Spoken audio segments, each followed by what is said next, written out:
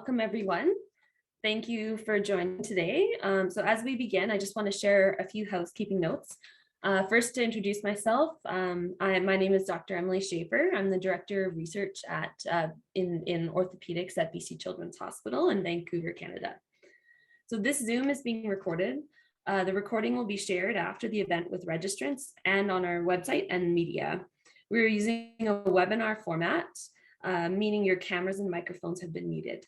You're welcome to use the chat function to introduce yourselves and where you're from, but please note that everything you type in the chat will be public, so please do not share any sensitive information.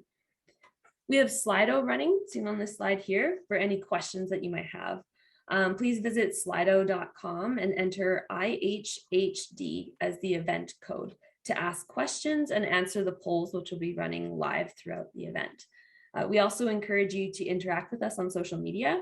Our hashtags Hip Health Day, Hip Legends, and Hip Hope Network will be posted in the chat for your use. Now I'd like to hand off to my colleague, Dr. Keisha Mulpuri, to give an introduction.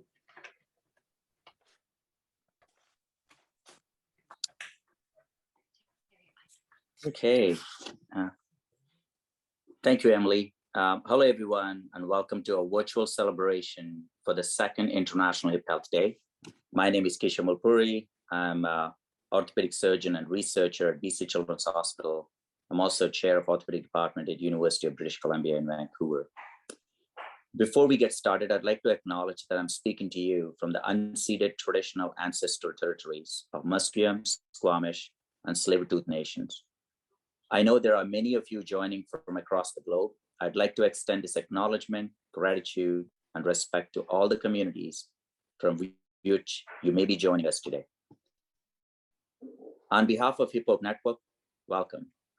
Today, we are fortunate to have many of the world-leading researchers, clinicians, organizations, and advocacy groups, patients, and families here to present their work on improving hip health for children globally. I'd also like to thank everyone that is not presenting, but is here to celebrate hip health and to support hip health of children.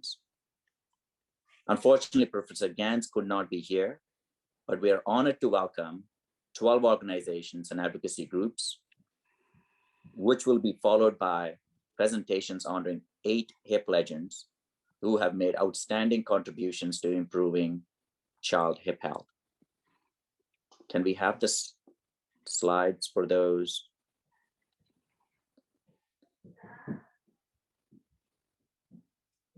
Next slide.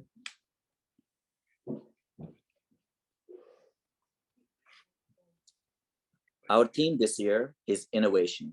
Innovation can take many forms, and our speakers today embody this diversity. From innovative research studies to technological advancements leading to improved care, to innovative strategies to connect, communicate, engage with patients and families, we're excited to hear updates from each organization. In the audience today, we have over 150 attendees from 25 different countries. We also have 25 speakers that are joined by our research and clinical teams from the HIPE lab. The incredible engagement at this event highlights the truly global impact of all of your efforts. What we're going to do is we're going to have a little brief mission and history. I also would like at this point in time to really acknowledge the contributions of many organizations that are here supporting us for promoting hip health, for us to be able to do the work we do. And truly, we have over 30 to 40 different centers that are part of our various registries and efforts. And for the Hip Hope Network, you will hear we have people from all over the world that are joined here to support hip health. But this would not happen without 2 notable organizations or groups and people that support what we do. It started out with I'm a Hippie, just supporting locally for us in British Columbia, with their motto of supporting local to global. And recently, for the last 2.5 years, the Peterson Group, and Peterson is a real estate group, and this family is incredibly generous that supports many different causes. If not for their generosity of supporting $1 million towards a global hip health, we will not be here today celebrating this International Hip Health Day. The progress that we made in the last 2 years so quickly is truly the support of I'm a Hippie and the Monday family and the Peterson Group. And would like to post a little video tribute that we just did for the Peterson Group in your chat box, that you could watch it at your leisure. Please join me in thanking these 3 large organizations that are our biggest supporters now for supporting the efforts that we do. Can we go back to mission, the previous slide?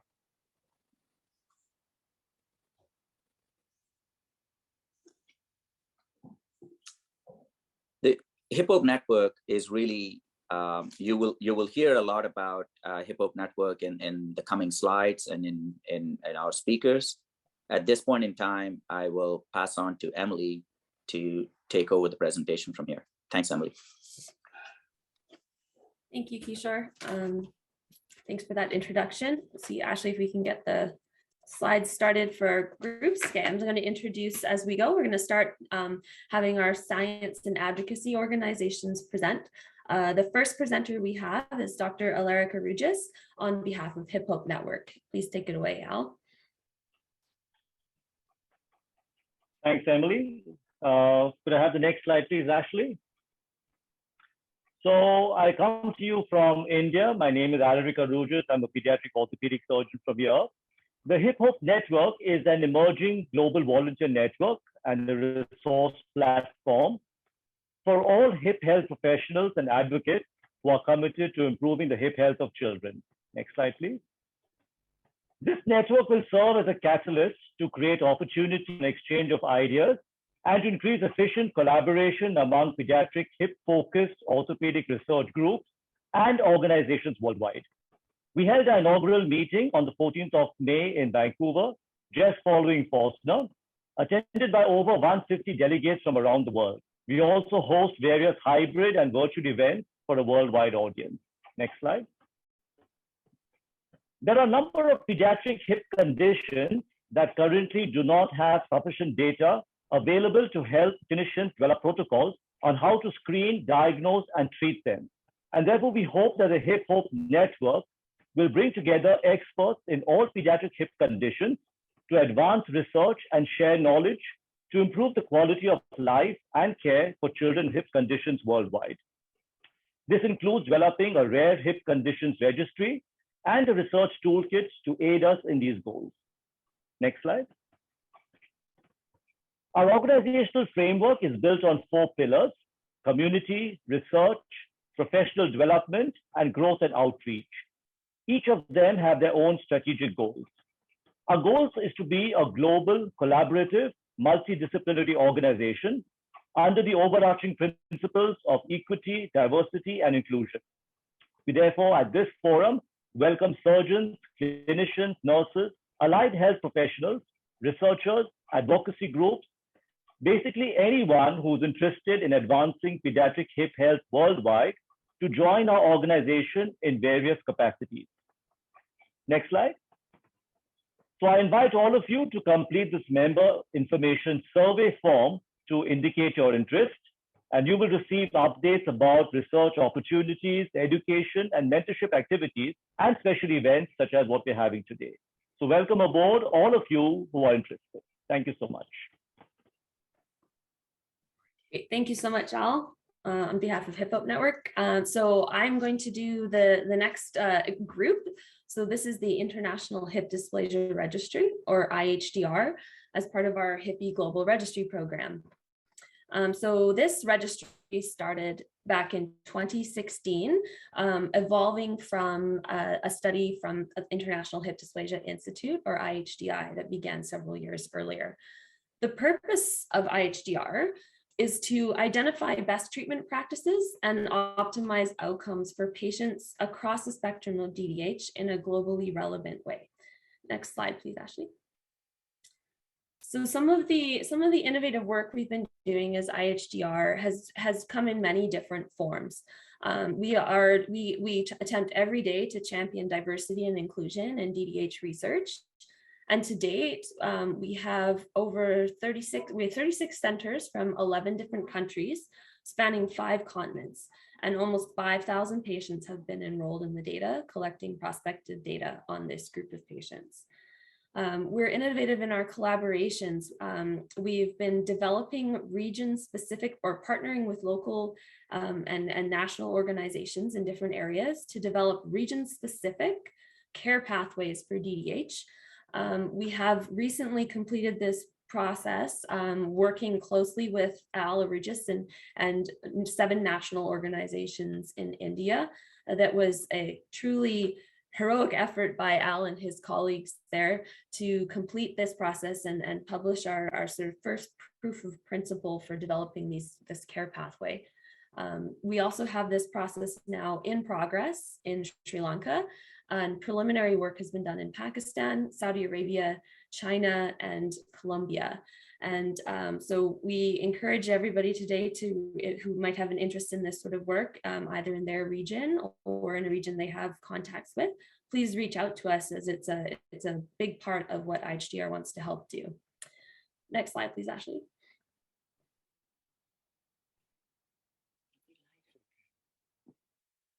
And in some specifically to the research that we're doing in IHDR, we are now getting to the point in our evolution that we're able to start asking some targeted hypothesis testing questions within the larger auspices of the registry. To note, so we are just about to get underway our first randomized control trial. That we can actually look at answering some questions in a specific way about optimal treatment methods and outcomes in globally relevant populations working as a group. The first question we're going to ask, with many more to come, we hope, is careful monitoring just as good as brace treatment in children that have mild dysplasia? So can we avoid unnecessary treatment in these kids? Another way that we are being innovative is we are applying technology to our DDH research. We have created, as you can see, a small visual on this slide here. We've got our registry data visualized using Power BI tools. And we're also embarking on some projects using machine learning or artificial intelligence tools for image interpretation, and hopefully leading to some prognosis and diagnostic algorithms as well. Next slide, Ashley. And thank you. So that's with IHDR. And for the SLIP registry group, I'd like to introduce our postdoctoral research fellow, Dr. Bryn Zomar, who's going to give an update on this group. Hi, everyone. Nice to see so many people joining this meeting. So as Emily said, I'm Bryn Zomar. I'm a postdoc in the HIPPY lab at BC Children's Hospital. And SLIP is a multi-center international prospective registry of patients with slipped capital femoral epiphysis, or SCFE, and was established back in 2018. The aim of the registry is to examine clinical, functional, and radiographic outcomes of different treatment options for SCFE. Next slide, please, Ashley. Since starting, we've now expanded to 31 centers and continue to grow. This represents 9 countries and 5 continents around the world. And in the past year alone, we've added 8 new sites and 5 new countries, including Denmark, England, New Zealand, Pakistan, and Egypt. We've now successfully recruited over 325 patients into the registry, which makes us the largest prospective outcome study on patients with SCFE worldwide. Once we've reached some target milestones for recruitment, we'll be able to conduct effective comparative studies to start answering questions comparing different treatments for SCFE. Some examples of questions we'll aim to address include comparing different surgical techniques, such as the Southwick or modified Dunn osteotomies, for patient outcomes at 1 year after surgery, and assessing variation in how patients with unstable SCFE are treated. Next slide, please, Ashley.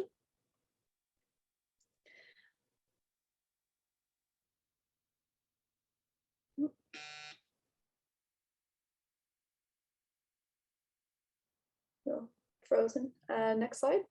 There we go. Thanks.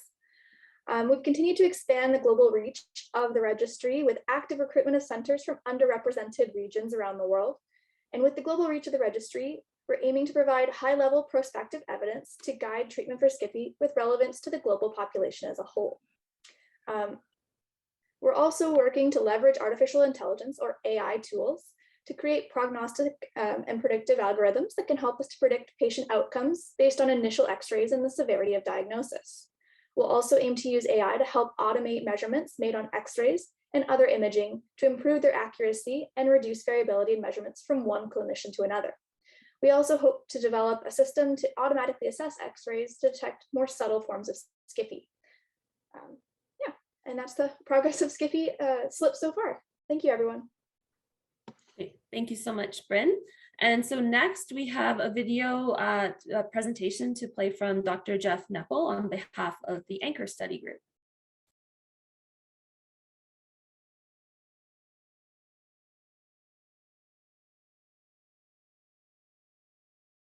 Study group.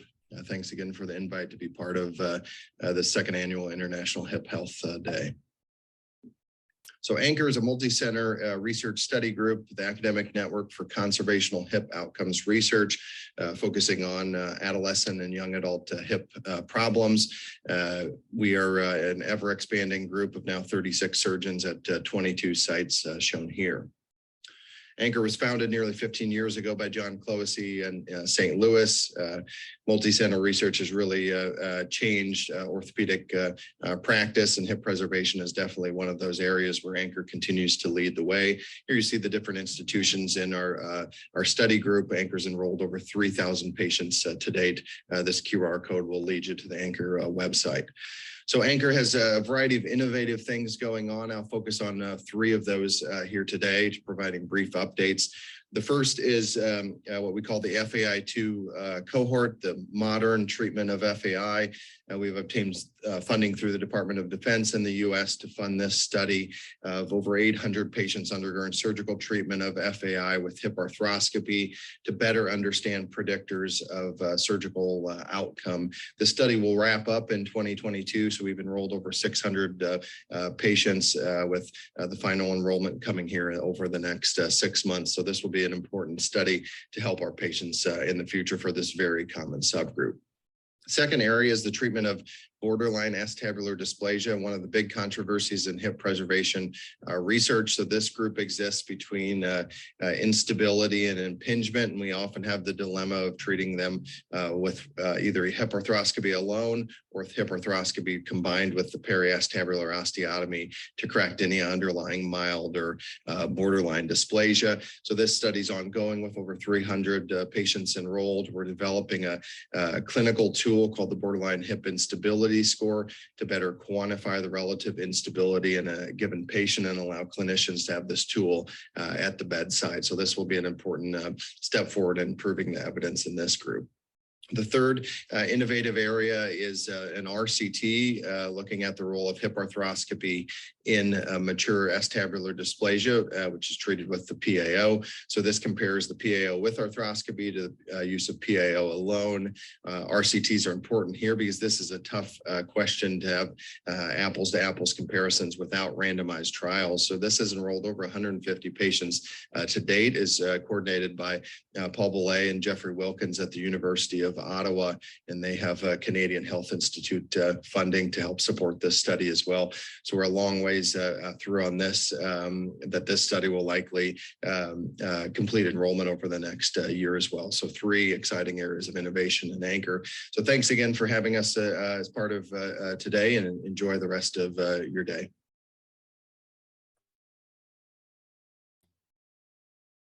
Wonderful. Thank you to the Anchor Group for submitting that video and for that update. And so next, I'd like to introduce Dr. Harry Kim, providing a video on behalf of the International Perthes Study Group. Hello, everyone. My name is Harry Kim, and I'm the chair of the International Perthes Study Group.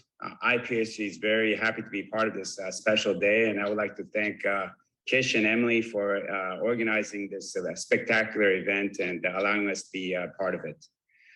I'm going to share my screen just to give you a brief summary of what we do.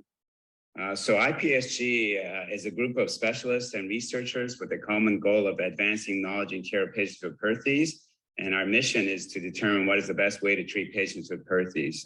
You can find more information about us at the perthesdisease.org.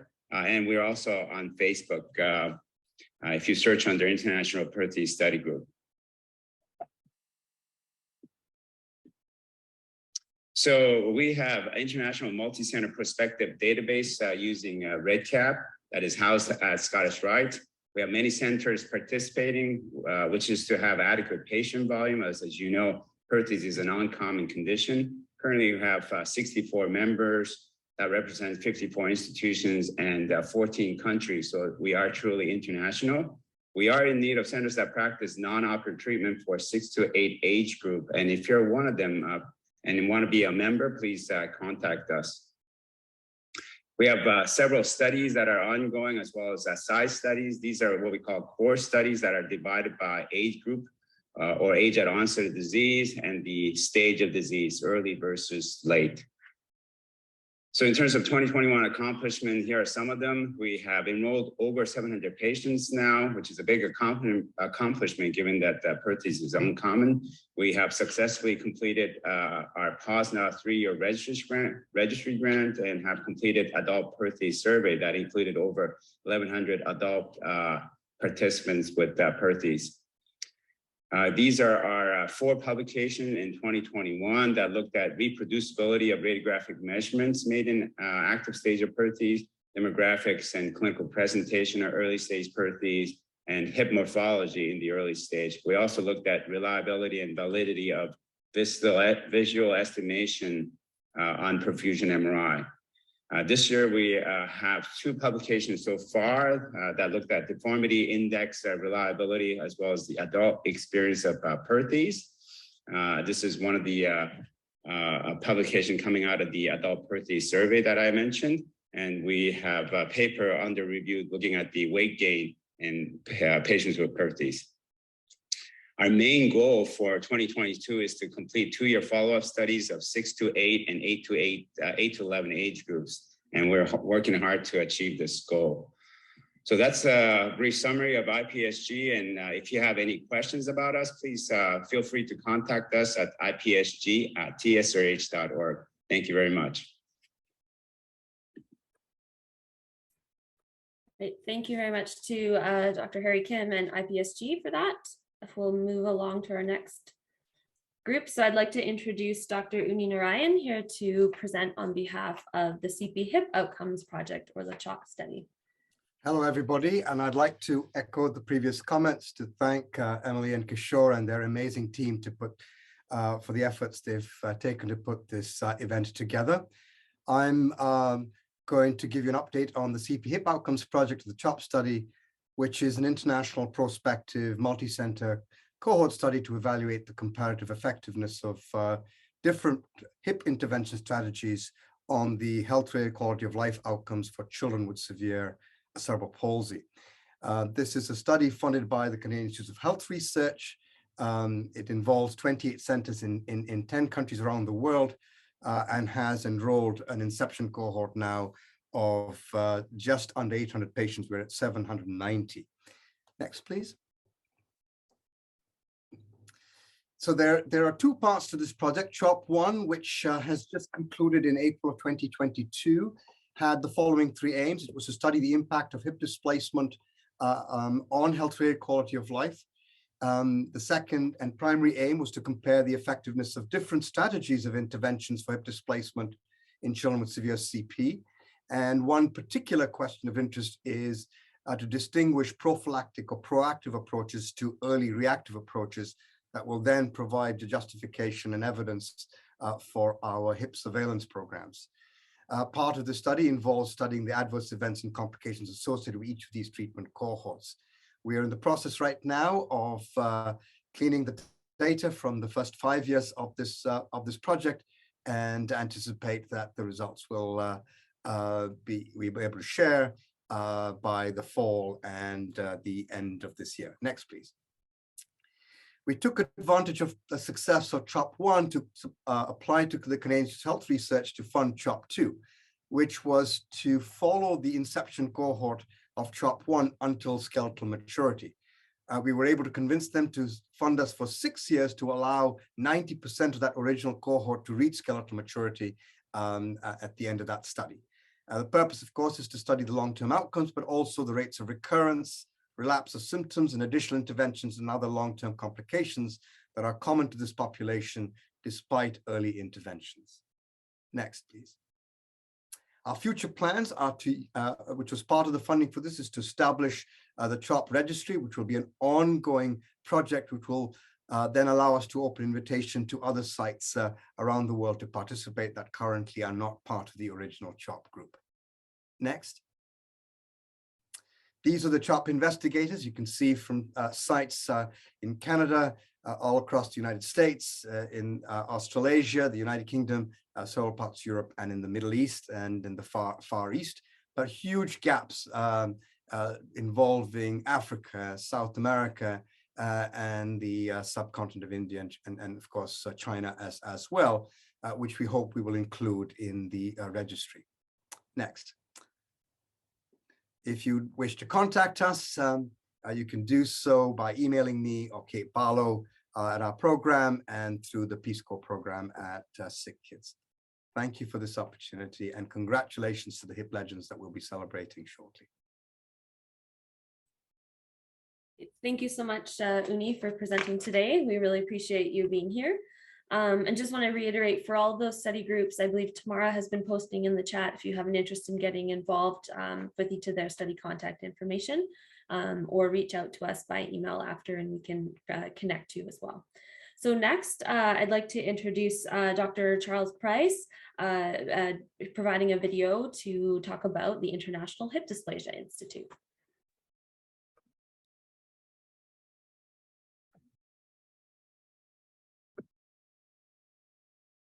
Thank you, and thanks for a few minutes to talk about the International Hip Dysplasia Institute.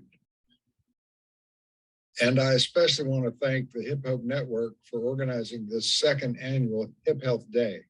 It's so important for us to share our experiences and our contributions and work together. The International Hip Dysplasia Institute began as a collaboration of academic hip dysplasia physicians in 2008. We focused on multi-center research study of current treatment methods for infants with dislocated hips. And that's been still an ongoing project, but we'll talk about it's been turned over to IHDR with great success. We wanted to raise awareness of hip dysplasia, work on prevention, advocacy, and education. Our website has about 1,500 visitors a day, so we're still involved in the social community.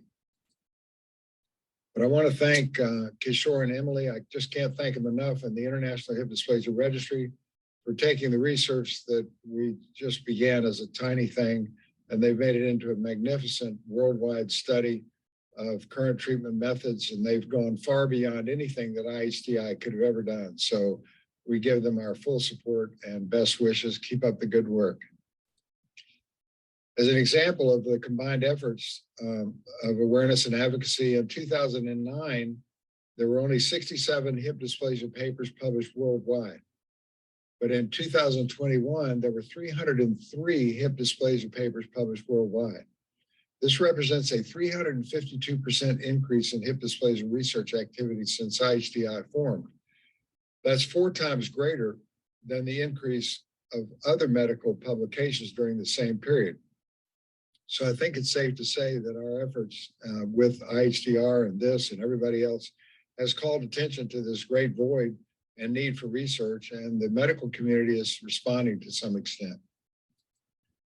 So our mission of IHDI in 2022 has changed from the beginning. We now focus on raising awareness of hip dysplasia.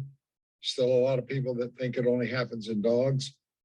We're focused on prevention, advocacy, education, and our research efforts are devoted to innovative technologies, some biomechanical engineering research to change diagnosis and treatment methods. An example of our current efforts is that we continue to make our efforts to change the swaddling and baby carrying industry. We encourage the imposition of baby wearing because cultures that do this have a low risk of hip dysplasia.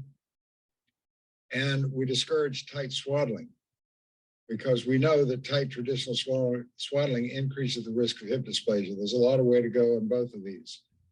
But the imposition does decrease the risk of hip dysplasia. Now, it's important to know that there's no evidence of harm from these narrow-base carriers. That's a widely mistaken opinion, but we have not said that and don't intend to imply it. In fact, there's some research studies that show that healthy hips in this position don't displace. So for us, the M position is a preventive measure. It's like adding vitamin D to milk. Milk doesn't cause rickets, but if you can add vitamin D to it, it's a good, healthy thing. So the M position is a healthy way to carry your baby, just like we should get enough sleep and exercise and eat properly. But there's no evidence of harm for healthy hips in these other ones. Now, we do review products, and the number is amazing. In 2021, we had 42 carriers acknowledged as hip healthy and 4 swaddles acknowledged as hip healthy. 2 were not acknowledged and 3 were not acknowledged for swaddling. This is quite a change from when we began, when I would say half the carriers we looked at were not considered hip healthy. So for other information, feel free to contact us at hipdysplasia.org. Natalie Carroll, many of you know her, is our administrator, and she's doing a terrific job. And I want to thank you again for letting us talk about IHDI for a few minutes. Thank you very much to Dr. Price for his update on IHDI. So next, we're going to move to Nancy Muir, who is going to present on behalf of Miles for Hips. Thank you for having us. So at Miles for Hips, we believe in the power of community. We're guided by the principles of participatory medicine and believe that healthcare outcomes are greatest when patients, providers, and researchers get to collaborate. We pride ourselves in grassroots simplicity, but are innovative in our bottom-up, peer-centered, and multidisciplinary approach to education, engagement, and empowerment. Our board includes hip dysplasia patients, advocates, and healthcare providers, and our volunteers represent engaged and passionate community members from around the globe. Next slide, please. Patients and families are the key stakeholders for hip dysplasia education, research, and technologies, but often have unique information and support needs that may not be met in the healthcare setting alone. We aim to identify unmet needs and work with patient and provider experts to develop accurate and unbiased educational resources. We also work to create awareness about global efforts to improve hip dysplasia care and to empower community members to get involved in awareness and advocacy. Next slide, please. Hundreds of individuals have come together from around the world to support our efforts and have helped us raise over $20,000 for the International Hip Dysplasia Institute to date. We have supported patients and families in developing their own fundraising and awareness initiatives, and have also developed numerous peer and professionally reviewed educational resources. We aim to increase our presence and reputation as a reliable source of information and support for the hip dysplasia community, and hope to be a primary resource that healthcare providers can share with their patients and families. Next slide. We invite you all to visit our website and follow us on social media. Make sure to check out some of our current Hip Dysplasia Awareness Month activities, which include a book club, hip dysplasia merchandise sales, a mental health day, and some fun games and activities for the entire family. We also have our 4th annual Day of Movement coming up on October 22nd, so please make sure to mark your calendars and join us for that. We always welcome volunteers and look forward to future opportunities to collaborate with providers, researchers, and advocates from around the world. Next slide. And here's all of our contact information. Thank you so much. Thank you so much, Nancy. So next, I want to introduce Laura Dana Gwetch-Wyatt to talk about STEPS worldwide. Thank you, Emily. Thanks for having us. And thanks, Kishore, for organizing such a wonderful event for the 2nd year running. So if you could go to the next slide, please.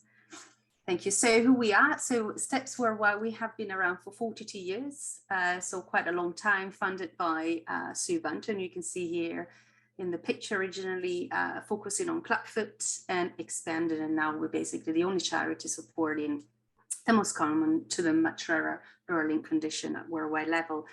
We're a bit of a mix in that we're advocacy, but at the same time in other countries, we're also focused, especially here in the UK, with advocacy and awareness and supporting families, individuals, and carers. And as you can see, we partner with national health system and local community around the world to raise the medical standards, the care and emotional support, but also where there is none of that, we're there to implement it with health ministers. Can we go to the next slide, please?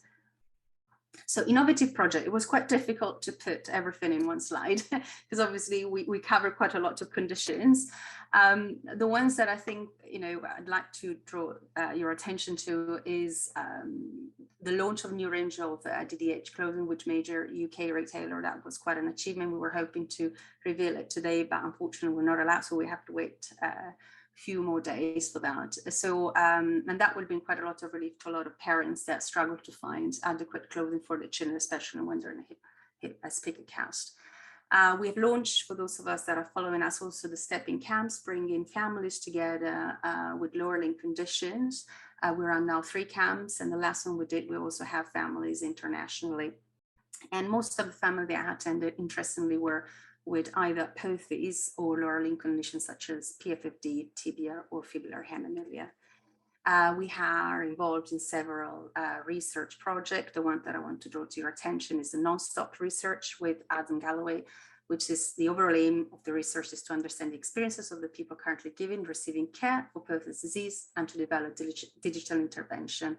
So mainly an application on a smart device, obviously to improve cell management for the condition.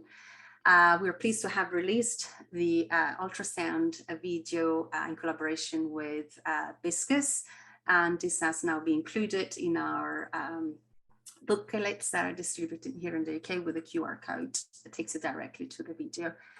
The PIFTIC accreditation, another great achievement, is basically providing a framework for organization, not for profit, but also for health organization to ensure that the information we provide has been reviewed independently and has been audited. So it's basically a quality mark for health information. The PIFTIC at the moment is UK, but it is our understanding that it's going to go global. And then last but not least, co-funded, sorry if we go back, sorry, the first pediatric prosthetic cover and launched it this year internationally, as you can see it in the picture there. So if you go to the next slide, thank you. Future plans. So we're obviously we want to increase our geographic coverage and to support families, carers, and also health professional locally, but at the same time expanding our worldwide reach with research and project. And therefore you're going to probably see steps in various countries and then a step headquarters somewhere. And we still don't know whether it's going to be in the UK or in another country. Next slide. And this is how you can reach us.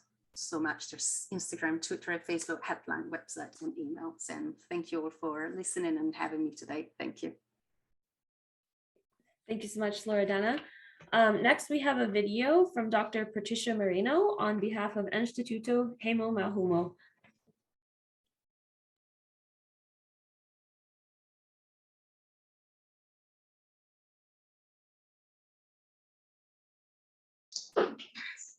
Ashley, it's the right-hand corner. It's the image of Patricia. I have to press play. My bad. Mm. It doesn't look like it's playing tomorrow. Maybe press their space bar. Let me try going to the slide deck if it was updated.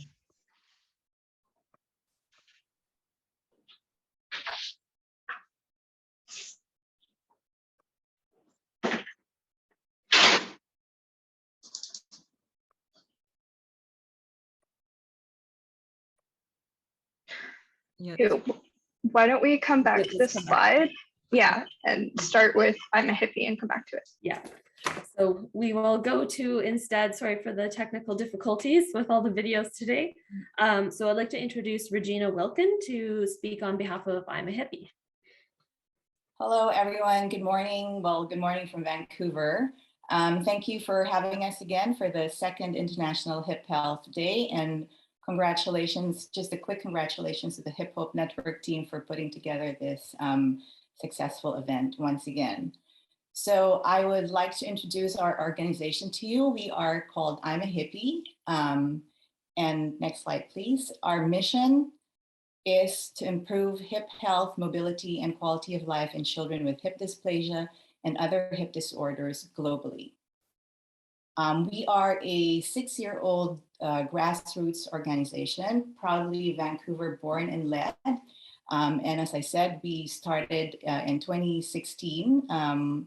And some of our highlights to date include, next slide, please.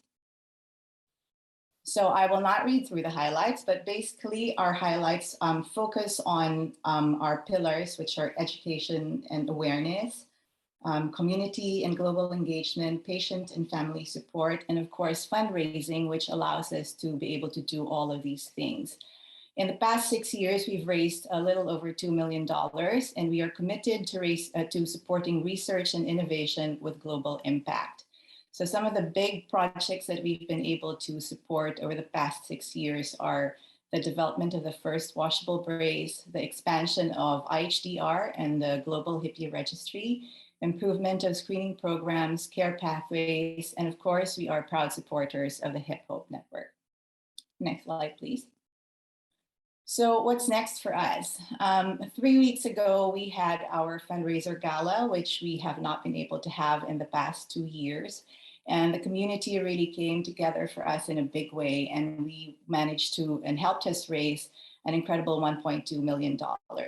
Of course, as Kishore said, a big shout out to the Peterson family, who with their generous gift of $500,000 now have brought the Peterson Fund for Global Hip Health to $1 million as of today. So thank you so much to the Peterson family for allowing us to be able to do the things that we do. These funds will go towards a whole variety of initiatives to advance hip health for children, both in BC and globally. These include our Hip Health campaign coming up this year, our Hip Health campaign, which is our own ambitious project for education and awareness, the aim of which is to gift every family that delivers in BC with a package that gives them all the resources that they need to care properly for their baby's hip health. So this will include videos and resources on subjects like all about your baby's hip health, what is hip dysplasia, what is Perthes, safe swaddling, hip checks, risk factors, and all these relevant subject matters. We really want to hear less stories of, I wish I'd known earlier, or I didn't even know there was such a thing. And through the generosity of our hippie community, we are poised to launch this project in September this year. Another big project in the pipeline, I think Emily sort of touched on this earlier, was the development of artificial intelligence algorithms. So building on the success of IHDR and drawing from the wealth of data that they've created, the Hippie Lab are now looking to develop AI algorithms, which will help improve the accuracy and the consistency in detection, diagnosis, and care for not just hip dysplasia, but a whole range of childhood hip disorders. So we are, again, able to do that because of the generosity of our hippie community. We are starting to build on our educational videos. We've started over the past 2 years, and we are really trying to build this library into a sort of a robust source of resource, not just for families, but for family practitioners as well, so that really it's for anyone who is involved in or directly affected by a childhood hip disorder. Our events, our signature events are coming up.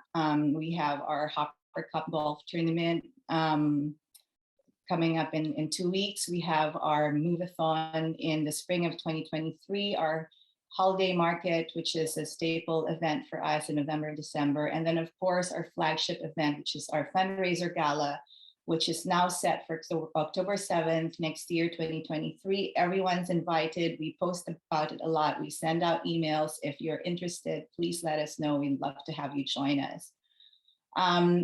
Also, finally, we are in the development stages of our microgrant program, which essentially is a program by which we will be awarding microgrants to anyone or any organization who needs support or probably seed funding for a project that will improve, again, hip health for children. The only caveat being that it should have global impact. Next slide, please. So if you have any questions or you'd like to connect, we'd love to collaborate. If you have, if anything I said resonated with you in any way, please connect with us. Our website is imahippie.org. Follow us on social media. We are on Twitter, Facebook, Instagram @HippieHipHealth, or just drop me a line. Again, I'm Regina Wilkin, and my email is rwilkin@imahippie.org. Thank you again for having us, and congratulations to the HIP legends who we will be honoring shortly. Great, thank you so much, Regina. So I guess at this point, I think we're still working on the video, so we will just take a quick, Tamara, how are we doing with the video? I'm just going to share it here. So hopefully it'll work.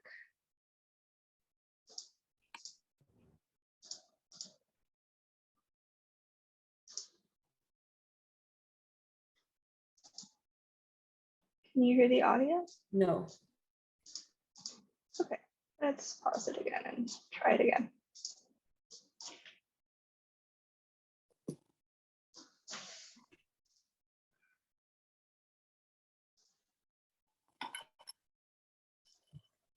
Why don't we go ahead with the other presentations?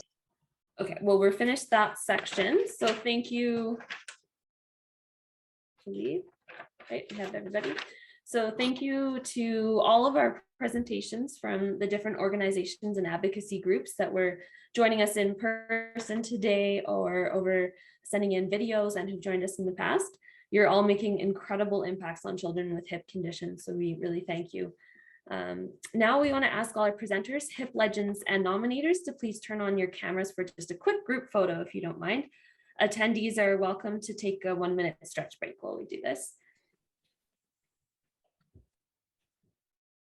Ashley, do you mind taking a group photo? Yep. So if everyone could get their cameras on.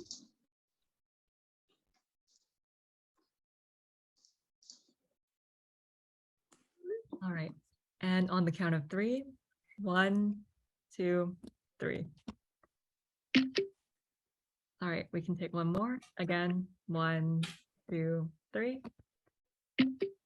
All right, we've got 2 screenshots, Tamara. Wonderful, thank you.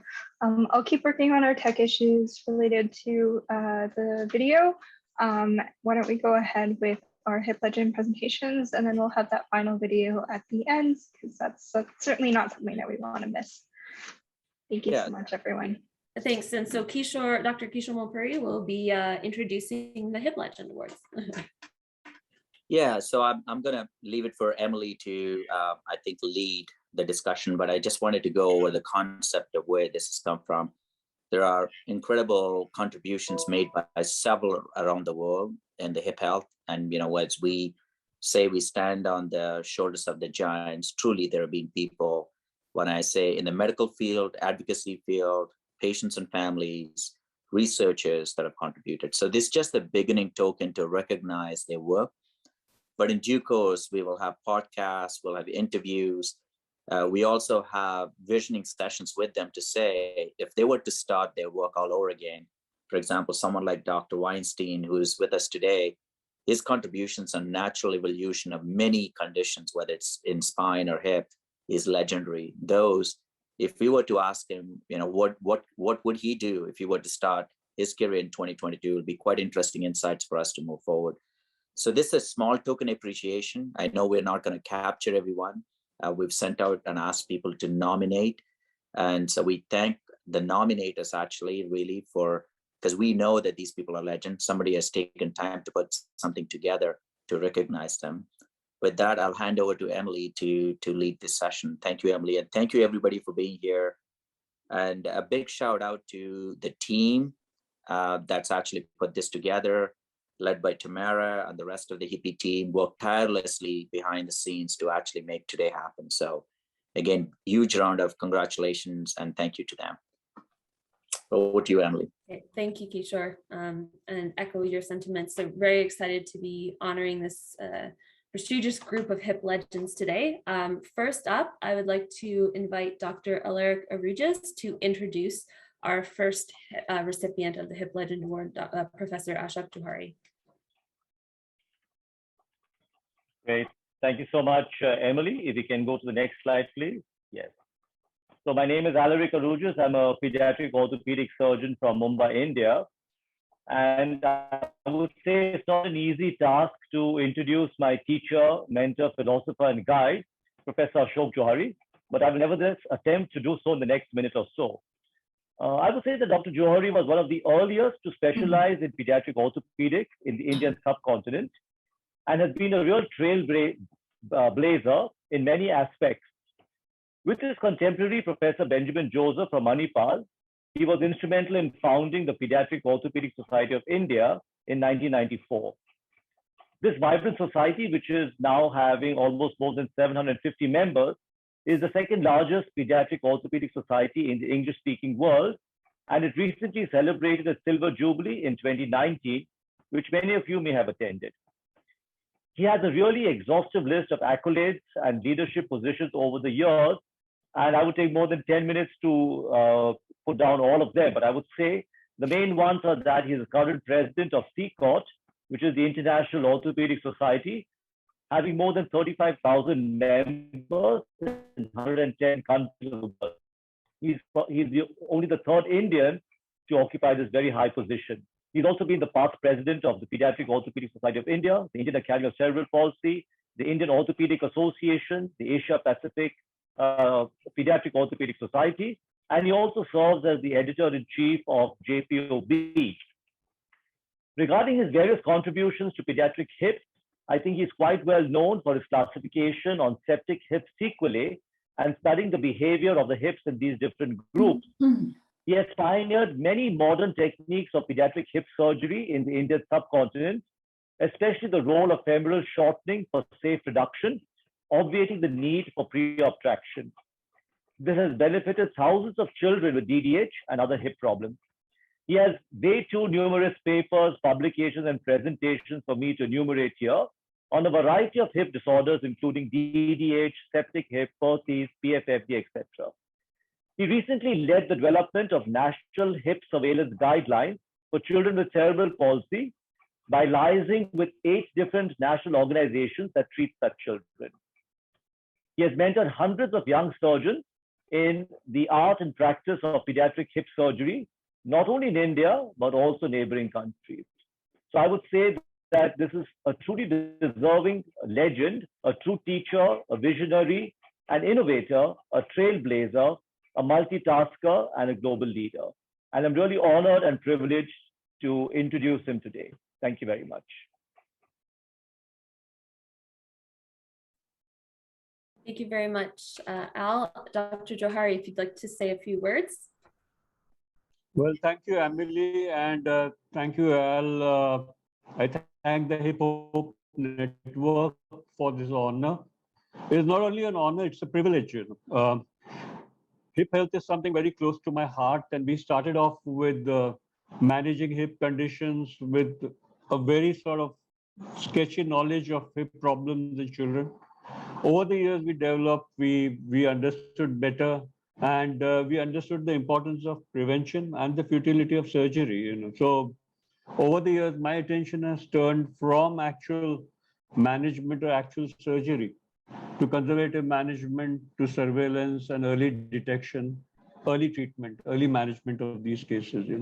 So I think that's the way we're all moving forwards, because a badly done surgery has a lifelong impact.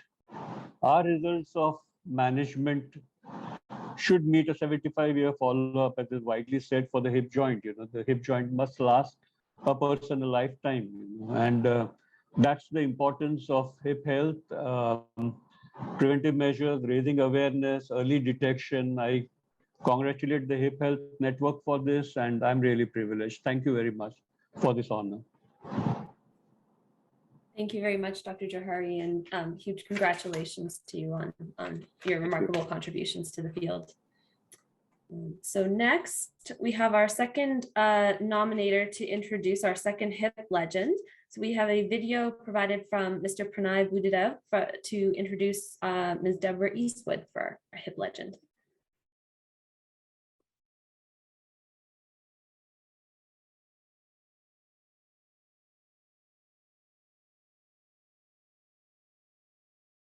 Happy International Hip Health Day, everybody. It is so great to see so many people from around the world tune into the second annual event to celebrate the global hip health community and call for improved awareness of the importance of pediatric hip conditions, while celebrating those who have championed hip health through medical care, training, research, and advocacy. My name is Pranay Budev, a pediatric orthopedic surgeon from London, and I have an interest in all things hippie. I also serve as co-lead of the growth and outreach pillar of the recently launched Hip Hope Network with my colleague, Patricia Marino from Sao Paulo in Brazil. It is my great honor to induct one of our hip legends for 2022, Professor Deborah Eastwood from Great Ormond Street and Royal National Orthopaedic Hospitals in London. I've had the privilege of working with her and witnessed firsthand her commitment to her patients and their parents, her surgical prowess, her continued passion for learning by contributing to the literature, and finally, by being an inspirational trainer to a whole generation of surgeons. I have a huge admiration and respect for her as she continues to forge a legacy within orthopedics, having served as president of the European Pediatric Orthopedic Society, and later this year being inducted as Madam President of the British Orthopedic Association. With more accolades and visiting professorships to mention here today, anyone who has met her will confirm she has boundless energy and remains to be extremely approachable, supportive, and great to share a meal with or discuss her love for London life, traveling, and cricket. Congratulations, Professor Deborah Eastwood, on being inducted as a HIP legend for 2022.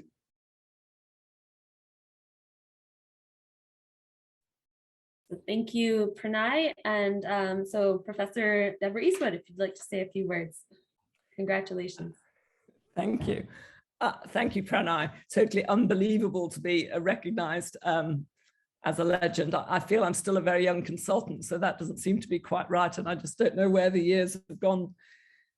But it has been a great privilege and an honor to be involved in helping in the care of the kids with hip conditions.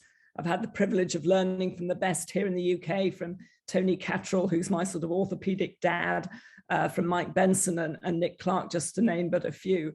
And on the screen in front of me are many international mentors and colleagues with whom I've been privileged to share many a happy hour with, chatting away about this, that, and the other, including cricket. And we did win today, so that was quite useful. But much more importantly, talking about the hip health of our kids and how we can serve them better. So thank you very much. It's a huge honor, and thank you. Thank you. Thank you very much, and congratulations, and thank you again for your contributions to the cause. So next up, I'd like to introduce Dr. Salil Upasani to present our third HIP legend, Earl Cole. All right. Thank you, Emily, and thank you to the Hip Hope Network for this opportunity. I'm very excited and honored to present Earl Cole, the founder and CEO of the Perthes Kids Foundation. I met Earl about 5 years ago and have just been incredibly impressed with what he's been able to accomplish for children with Perthes disease. So Earl had Perthes as a child, and he dealt with the pain, the limitations, and the loneliness of having this rare disease, but he never let it stop him. And I'm going to try to embarrass him a little bit by going through his unique and incredible education background. So he started with a BA from the University of Washington in marketing, business administration, and management. Then he headed off to Harvard Business School, got an executive education program in entrepreneurship and entrepreneurial studies. Then MIT Sloan School of Management for computer science and artificial intelligence, followed by Stanford University for entrepreneurship and social innovation, and then a doctoral from the USC Organization of Change and Leadership. So extremely highly qualified, probably hit all the top schools in the US, which is a huge congratulations. So Earl went on to win the Survivor show. I'm sure you've all seen it, season 14, and used those winnings to start this amazing organization called the Perthes Kids Foundation. And I attended one of the camps that he held in Irvine and was just amazed by what he and his team were doing for patients and their families with Perthes disease. He's kind of like Superman or Captain America at this camp, and you just have all these children running around him being completely non-compliant to all of our weight-bearing precautions.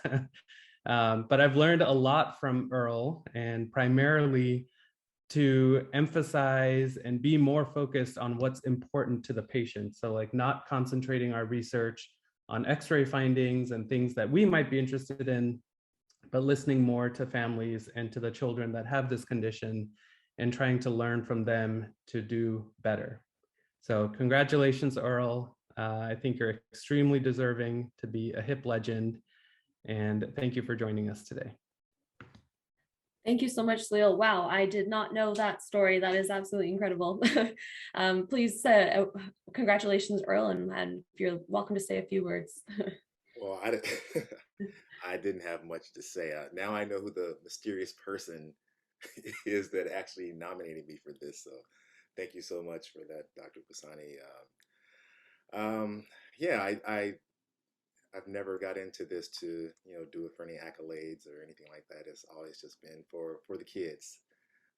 To what he said, I remember growing up as a patient of Legg-Calvé-Perthes disease and the loneliness that came with that. And that's how I ended up starting the organization to just provide some type of network worldwide for children and their families going through this. And we started the camp, and that grew from just 9 little kids and 3 volunteers to now we have hundreds of kids and dozens of volunteers around the world in 4 different countries. And so I'm actually in the middle of planning 3 camps right now. So we have one coming up in Texas, and then another in England, and one in Australia.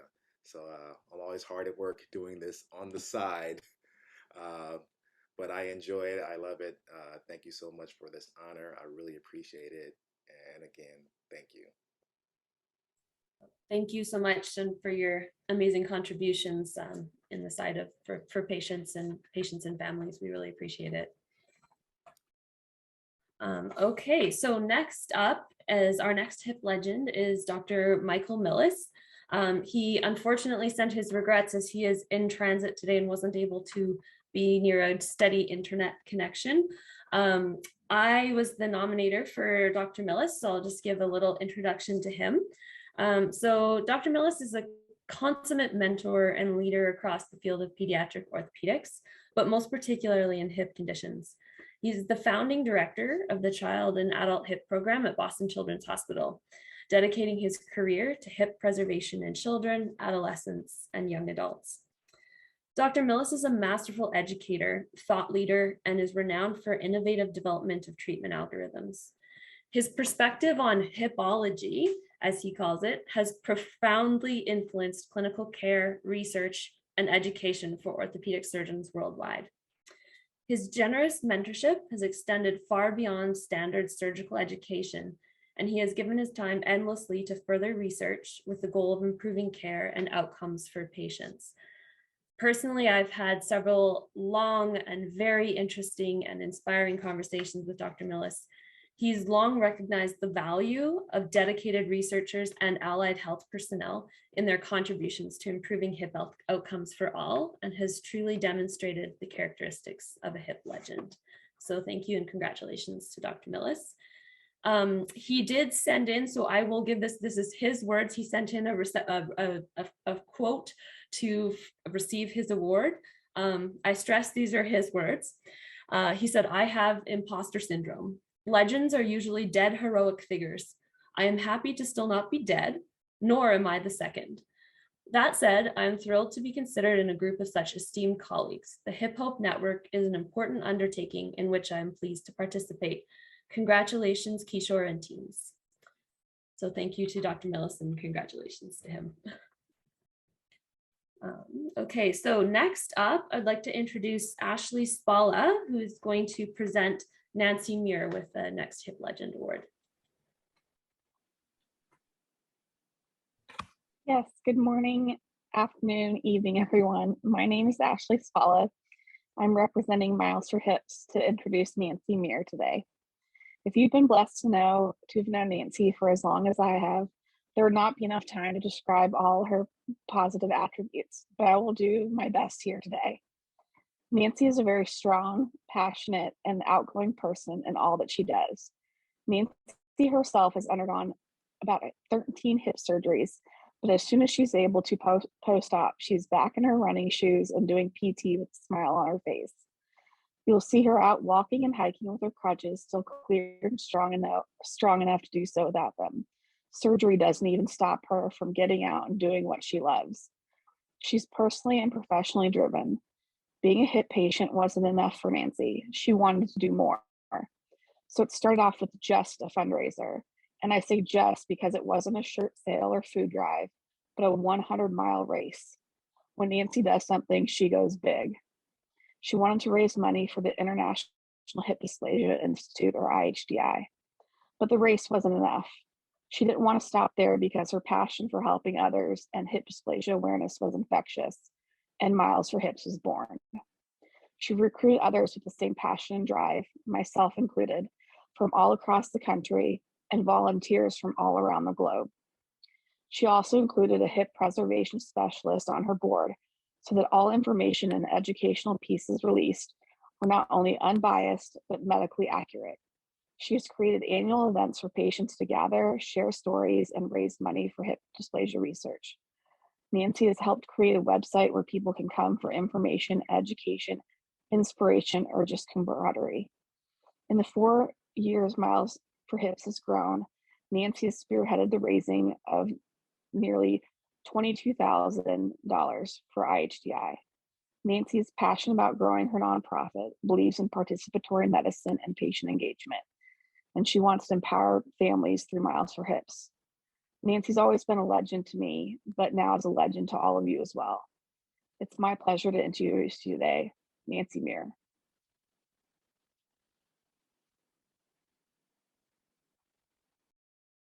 Great, thank you so much, Ashley. And congratulations and thank you, Nancy. Please say a few words if you like. Well, absolutely, Ashley. Thank you so much. That was beautiful. As my Miles for Hips team members know, I really struggle to accept this just because it is never a solo effort with this. I have been so blessed. This started as a single event and has turned into a really wonderful movement. And I am just every day, just blown away by the passion of my team, the support we receive, Dr. Price, Natalie Caro, and all the folks at the IHDI, Dr. Joel Wells, who serves as our medical advisor and his team at UT Southwestern, and then just our incredibly passionate board members. I mean, every single time I'm so uncreative. And I just turn around and there's support coming from all directions. We say, we need this. And all of a sudden we've got a volunteer in Ireland doing something and a volunteer in South Africa doing something and somebody in the UK doing something and someone in Canada and folks in the US. And it's just an absolutely wonderful team to work with. I'm so privileged every single day and just so exciting to be a part of even greater things like this and knowing that the work we're doing is all part of something bigger to improve outcomes for individuals with complex hip conditions all over the world. So thank you. Thank you, Ashley. Thank you so much, Nancy, for all you do to support people around the world with hip conditions, and congratulations for your contributions. All right, so next we have Dr. Charles Price has submitted a video to introduce our next hip legend, Susan Pappas.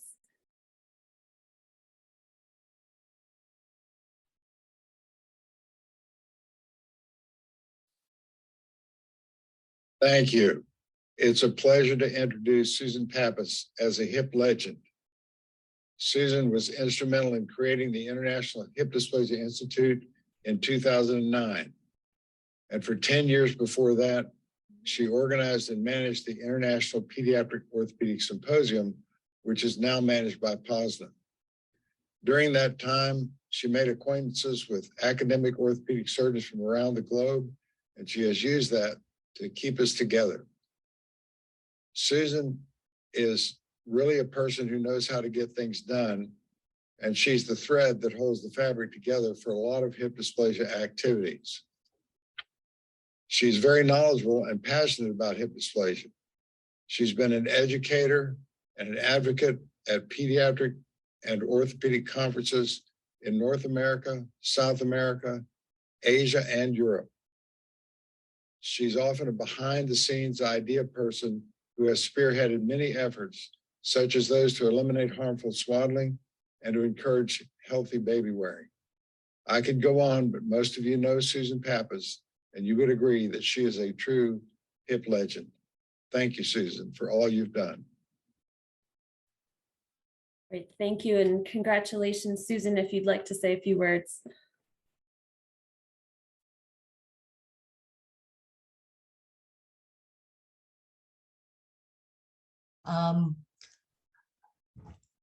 To be included in this group is above anything I could have ever imagined. I was Dr. Price's administrative assistant, and then actually, he said 09, he was 08, was the first meeting of the International Hip Dysplasia Institute. I won't go into that because he's pretty much said it all. I will say that having the opportunity to travel worldwide, to exhibit for IHDI, to meet some of the most incredible pediatric orthopedists in the world, several who are with us today, has given me an insight into hip dysplasia that most lay people would never get. The only other thing I want to say is that everyone here knows the effect hip dysplasia has on children and their families. Please keep doing what you're doing. It's through education, research, and advocacy that this often undiagnosed, unfortunately, condition can be treated more effectively in the future. Thank you again for this honor. Thank you so much, Susan, for your tireless efforts on behalf of patients with hip conditions for so many years. Congratulations. Okay, so next up, we have a video provided from Dr. Woody Sankar to introduce our next hip legend, Dr. Stuart Weinstein.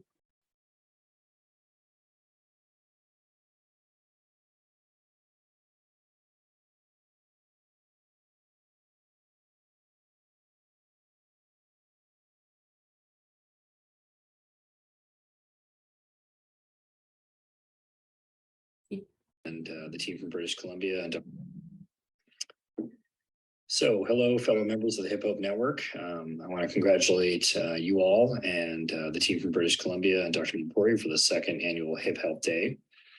It is my absolute pleasure to introduce one of the hip legends for this year, which is Dr. Stuart Weinstein. Dr. Weinstein really should need no introduction. He's an absolute pillar in the field of pediatric orthopedics in general and hip dysplasia in specific. He's Ignacio Poncetti Professor of Orthopedic Surgery at the University of Iowa, where he's been on faculty since 1976.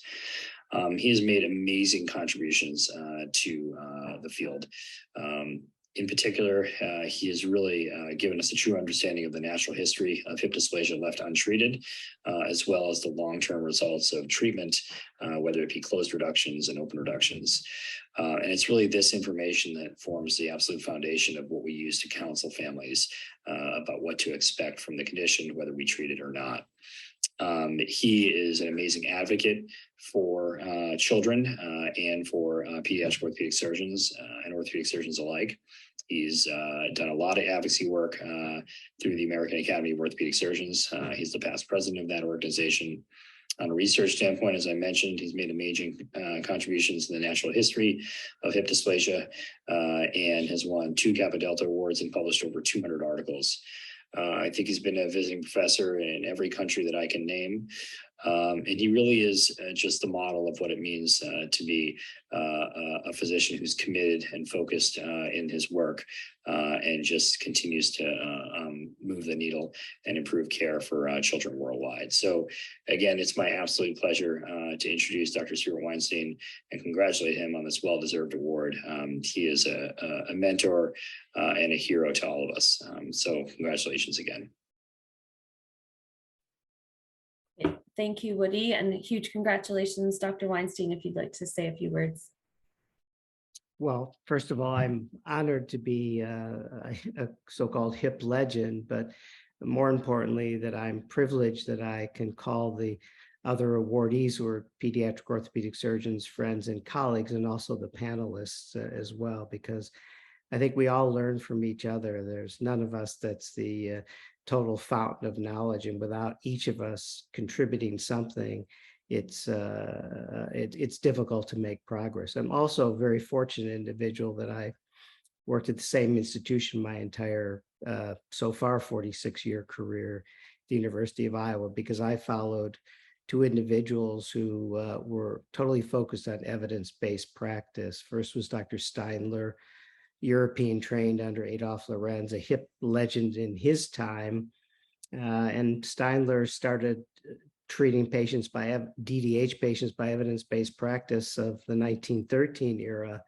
And then as he followed his patients, changed with better evidence as he followed his results. And he was followed by Ignacio Ponseti, who is better known for his clubfoot work, but followed Steindler's patients, and then I'm privileged to continue in that legacy and that lineage, to have worked at the University of Iowa to follow Steindler's patients, Ponseti's patients, and my patients by the best evidence of the day, so that hopefully we can make a small contribution to making sure that children with DDH1 are diagnosed early, and two, that those aren't, get the appropriate treatment at the appropriate time. So I'm thankful for Woody for the nomination. I'm grateful to be receiving it, and I'm privileged to be in the company of the other recipients today. And thank you very much. Thank you very much, Dr. Weinstein, and huge congratulations to you. Thank you for all of your incredible contributions. So our final HIP legend for today is Professor Terje Terjesen from Norway. He was nominated by Dr. Mike Millis. And as previously seen, Dr. Millis wasn't able to attend in person today, so he has provided this introduction that I will read. So Professor Terjesen received his medical degree from the University of Oslo in 1967. Highlights of his outstanding career include receiving his PhD in 1984 and consultancy in the orthopedic department in Trondheim and professorship there in 1989. He became chief of pediatric orthopedics at Oslo University Hospital in 1995, remaining chief and professor there until his clinical retirement in 2012. Professor Terjesen remains very active academically, still supervising PhD students and in clinic research of his own. Of his more than 140 PubMed citations, more than 50 have come since 2005. His major clinical interests have been in pediatric hip diseases. He is a world-renowned expert in the use of hip ultrasound and the diagnosis of many conditions at various ages of childhood. He also is a deeply respected authority on the long-term outcomes of patients with various orthopedic conditions, but particularly with early onset hip dysplasia. He was co-editor of Acta Orthopedica from 1989 to 2001 and serves on the editorial boards of JPOB and the Journal of Children's Orthopedics. He was a founding member and is an honorary member of the Norwegian Pediatric Orthopedic Society. He has been an EPOS member since 1994 and received their coveted Pro Maximus Meritus Award in 2016. He was local host for the 2018 EPOS meeting in Oslo in 2018 and was the Meet the Mentor lecturer at the EPOS meeting in 2019. So huge congratulations, Professor Terjesen, if you'd like to say a few words. Yes, thank you. I want to thank Hip Hop Network, and I'm very grateful for this unexpected honor that you have given to me. And I would also like to thank Professor Melis for proposing me for this award and for the nice introductory words about my background. Thank you. Thank you very much for all of your incredible contributions, and huge congratulations on a well-deserved HIP Legend Award. And thank you very much for joining us today. I know it's getting late for you. All right, so I think that concludes our HIP Legends. Congratulations again to all of our amazing HIP Legends today. It's been an honor to award you all with that for your amazing contributions to the field. We couldn't be more thrilled to have you join in. We want to encourage everyone to use Slido for any questions and to participate in the polls again. And I think tomorrow is correct, we may try one more time to play that pesky video that we haven't been able to work before we head to concluding remarks. Yeah, so Ashley, if you could go back to slide 38, we're going to try one more time to show Patricia's organization and her video. And if not, we will email it out. Thank you everyone for bearing with us.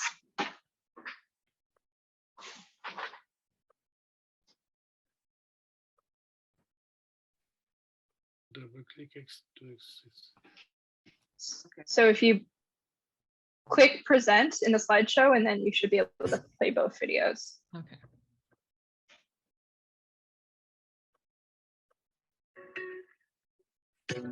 Hello everyone, my name is Patricia Moreno. Today I'm speaking on behalf of the Instituto which can be translated as Road My Path. Instituto Remo Meu Rumo is a non-governmental organization that promotes sports, rowing and canoeing for children and adolescents, most of them with physical disabilities. We are an inclusive environment. Our facilities and equipment are adapted, and we have an interdisciplinary health team with physical educators, physical therapists, a psychologist, and a social worker. So these youngsters have the most gains, not only in strength and cardiovascular conditioning, but also in their emotional and social development. We also think it is very important to take care of the caregivers and families. We believe bringing the rehabilitation setting to sports facility and outdoor activities is very beneficial for children and adolescents who need this type of support. And it is very innovative to offer rowing and canoeing for children with motor limitations and hip conditions that need unloading and less impact on the hip. We hope to expand more and more and help children and adolescents to have a sense of autonomy, self-esteem, friendship, and enjoy sports values as they're growing strong bodies, minds, and hearts. Thank you.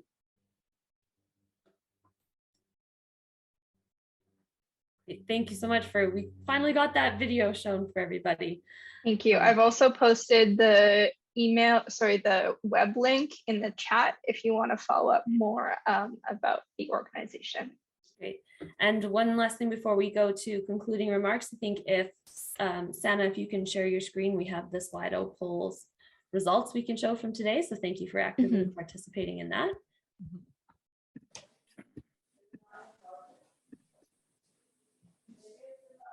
So these are the results so far. So this poll is still live. So you can contribute to that if you'd like. These are the results from the first poll earlier this morning. And then this is the second poll. So feel free to contribute to the second one. It's still live. Thank you, Sana. And great to see some of the big keywords coming up, collaboration, global innovation, working together, and seeing the group that came on and participated today. We can see where we're heading. And so thank you so much, everybody. I'm going to pass it back to Kishore to give some concluding remarks. Well, thank you, Emily. And as you can see, we still have 5 more minutes to go for our 90 minutes. When we did this last year, we were 3 minutes over. We felt bad. We had about 25 different unique presentations. And today I was counting, we had 32 different unique presentations with a technical pitch. And this wouldn't happen if not for the amazing team I work with. Several of you meet me at meetings and go, Kishore, you're doing great work. And honestly, it's not me. I cannot take any credit. And you can see the number of people that are on the screen that have been preparing for this day. And this day would run smooth and on time. People joining from 5 different continents and all presenting and celebrating a hip health. And if I could reflect on, I remember I was chairing the guidelines in 2012 for American Academy of Orthopedic Surgeons. And Dr. Weinstein walked into the room, and I actually pinched myself and said, well, this is real. I'm in the same room as he is. And it's also real that I'm actually chairing that. So, and same with Dr. Johari, Miss Eastwood, and these are true legends that I was waiting as a medical student. One day I would have an opportunity to say hello to them. Here we are celebrating their lifelong contributions. And some of you that are still young, and whether it's Earl, whether what you have done, and Nancy and others, this is about a community coming together to improve hip health. And it's fitting we're recognizing people like Susan, who is in the background. And I can tell you IHDI would not have happened if not for her. Chad had this amazing vision, but it needed someone in the background to make it happen. And that's what this community we're trying to build. We're not building a community just of medical practitioners and surgeons. We're building a community that comes together to improve hip health. And as Nancy rightly said, they were trying to work from bottom up. And there are some of us that are trying to shove information from top down. But we can all work together to improve care, both locally in our own communities, globally. As you can see, even through the presentations, people are talking when we're filling the second slide about global collaboration. So your impacts in your own community are felt globally. And it's our intent through Hip Hop Network and other efforts to unite us all together so we could achieve what we want locally in our communities, but also globally. So looking forward to meeting several of you I've never met in person at some stage, but otherwise we'll continue to keep meeting virtually. One way we can spread the word is please do share this information. When you post about Hip Health Day, it raises awareness. A lot of people say hip health. Why do I need to worry about hip health? Everybody understands cardiac health and eye health and others. But I think it's for us who's our lifetime work is promoting health and mobility of children and families. We need to spread that word. So congratulations to everyone that's on the screen, and congratulations to our legends and your respective teams. As I said about me, it's not about me, it's about everybody else that I work with. So congratulations to all of your teams that contribute to the success of hip health around the world. Thank you.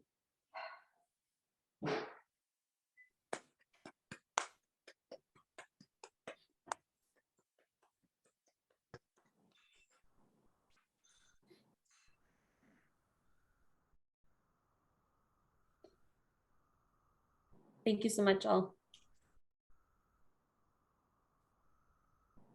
And congratulations again to our hip legends. Thank you, everyone. Bye. Thank you. Thank you all. Bye. See you all. Bye. Bye, everybody. Bye.